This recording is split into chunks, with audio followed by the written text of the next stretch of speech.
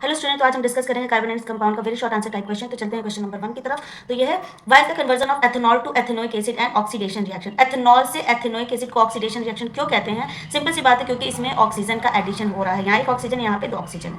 Next चलते हैं question number 2 की तरफ कि a mixture of oxygen and ethyne is burn for welding. Can you tell why a mixture of ethyne and air is not use. इसमें ये बोल रहा है कि ये जो हमारा क्या है, एथाइन। एथाइन क्या होता है? ट्रिपल बॉन्ड होता है। ठीक है, ये है हमारा एथाइन। एथाइन को बर्न करने के लिए हम प्योर ऑक्सीजन का यूज़ करते हैं और एयर का यूज़ नहीं करते हैं। क्यों बच्चा? एयर में क्या होता है, एयर में ऑक्सीजन की परसेंटेज क्या होती है, बहुत ज़्यादा कम होती है। ठीक है, तो ये एयर का ऑक्सीडेशन, एयर को जब हम रिएक्शन कराएंगे तो सिंगल बॉन्ड के लिए पॉसिबल हो सकता है, क्योंकि ऑक्सीजन को के बॉन्ड को, ऑक्सीजन के थ्रू इसके बॉन्ड को अगर हम तोड़ेंगे तो उसमें क्या होगा, कम एनर्जी की रिक्वायरमेंट होगा। ठीक है, इसलिए इम्प्योर ऑक्सीजन होगा। इम्प्योर ऑक्सीजन होगा तो ये इसके बॉन्ड को ब्रेक कर देंगे। लेकिन अगर ट्रिपल बॉन्ड है तो इसमें हाई एनर्जी चाहिए, तो इसमें प्योर ऑक्सीजन की रिक्वायरमेंट होगी, जिससे ऑक्सीजन को जब हम प्योर ऑक्सीजन देंगे और हाई अमाउंट ऑफ ऑक्सीजन देंगे तब जाके इसके बॉन्ड को हम क्या कर सकते हैं, ब्रेक कर सकते हैं, ताकि कार्बन पूरी तरह से ऑक्सीडाइज हो जाए। ठीक है, तो यही रीजन है कि डबल और ट्रिपल बॉन्ड के लिए हमें ऑक्सीजन की जो सफिशिएंट अमाउंट ऑफ ऑक्सीजन वो ज़्यादा चाहिए होगा, ताकि हमको क्लियर और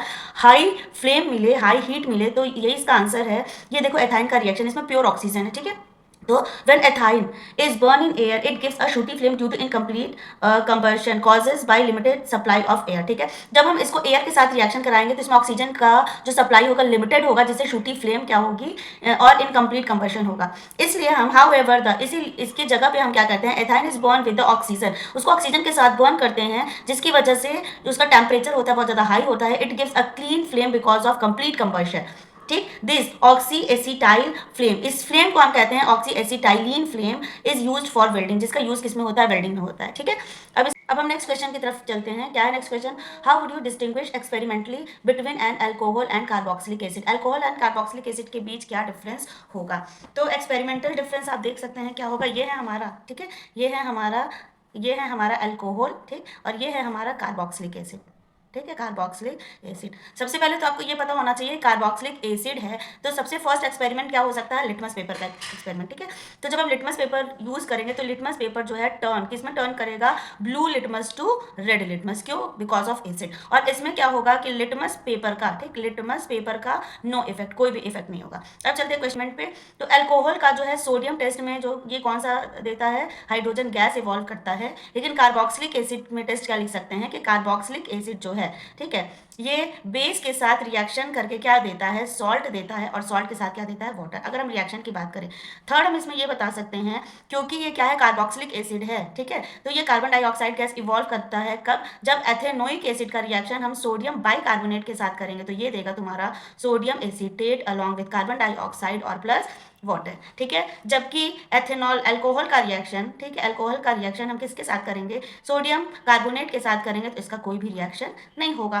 चौथा क्या एक्सपेरिमेंटल हम डिस्कशन इसमें कर सकते हैं कार्बोक्सिलिक एसिड में, कि कार्बोक्सिलिक एसिड जो है, क्योंकि ये माइल्ड एसिड है, हाँ, तो इसमें जब हम वाटर में डिजोल्व करेंगे तो because of furnish of ion के फर्निश होने की वजह से इसमें जो है बल्ब क्या हो सकता है, ग्लो कर सकता है, क्योंकि ये माइल्ड एसिड है और ये वाटर के प्रेजेंट में आयन फर्निश करते हैं, तो इसमें से बल्ब जो है आपका बहुत कम वोल्टेज का ग्लो कर सकता है। लेकिन जब हम अल्कोहल की एक्सपेरिमेंटली बात करेंगे तो अल्कोहल जो है वो कोई भी आयन फर्निश नहीं हो करता है, और because absence of ion they do not bulb glow, ये बल्ब जो है ग्लो नहीं करेंगे। ठीक है, तो ये है अल्कोहल एंड कार्बोक्सिलिक एसिड का डिफरेंस। तो इसके बाद हम नेक्स्ट क्वेश्चन चलेंगे। नेक्स्ट क्वेश्चन क्या पूछ रहा है, what is oxidizing agent, give an example. Oxidizing agent क्या है, that substance oxygen replace hydrogen और रिएक्शन विद अदर कंपाउंड। ठीक है, ये आपका एथेनॉल है। इसको जब हम, ठीक, अल्कलाइन के MnO4 या फिर पोटेशियम डाइक्रोमेट K2Cr2O7, ठीक, एसिडिफाइड K2Cr2O7 के प्रेजेंस में रिएक्शन कराते हैं तो क्या मिलता है हमको, एथेनोइक एसिड। ठीक है, इसमें क्या होता है कि ये तो आपका क्या है, oxidizing agent. The substance with deliver oxygen, जो ऑक्सीजन को डिलीवर करता है for oxidize to other substance, जो ऑक्सीडाइज करता है आपके किसको, सब्सटेंस को, ये हो जाएगा हमारा ऑक्सीडाइजिंग एजेंट।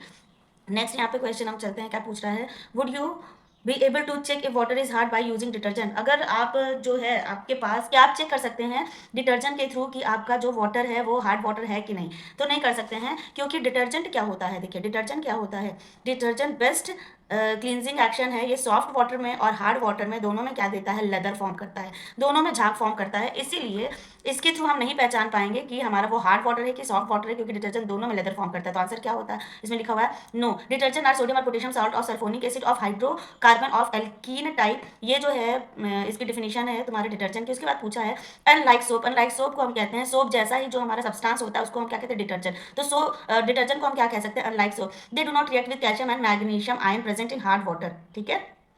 और ये सोडियम और पोटेशियम के साथ रिएक्ट करके स्कम नहीं बनाता है, ठीक है, टू वाटर फॉर्म स्कम नहीं बनाता है। They give a good amount of lather with both soft and hard water. ये बहुत अच्छा अमाउंट में लेदर देता है, चाहे वो हार्ड वाटर हो चाहे वो सॉफ्ट वाटर है। यही रीजन है कि डिटर्जेंट को यूज करके हम पता नहीं लगा सकते हैं कि हमारा वाटर हार्ड है या फिर सॉफ्ट है।